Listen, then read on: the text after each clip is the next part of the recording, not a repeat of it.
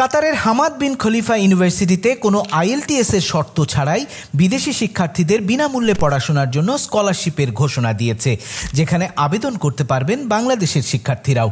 এই স্কলারশিপে নির্বাচিতরা পাবেন পূর্ণ বা আংশিক টিউশন ফি মওকুফ, মাসিক স্টাইপেন্ড ও রিটার্ন ইয়ার টিকিট সহ নানান ধরনের সুযোগ সুবিধা। মাস্টার্স পর্যায়ের শিক্ষার্থীরা মাসে প্রায় 7,000 কাতারি রিয়াল এবং পিএইচডি শিক্ষার্থীরা 9,000 রিয়াল পর্যন্ত ভাতা পাবেন। এছাড়াও নির্বাচিত শিক্ষার্থীরা বিশ্ববিদ্যালয়ে গবেষণা কেন্দ্রে এবং শিক্ষক সহকারী হিসেবেও কাজ করার সুযোগ পেতে পারেন।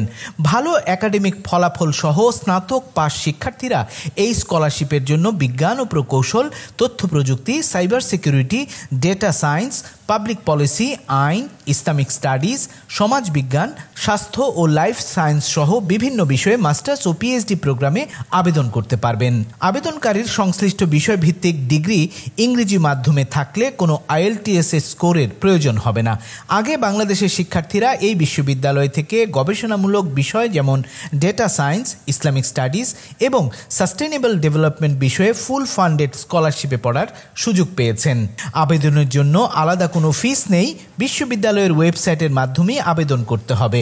আবেদনের শেষ তারিখ 1 ফেব্রুয়ারি 2026।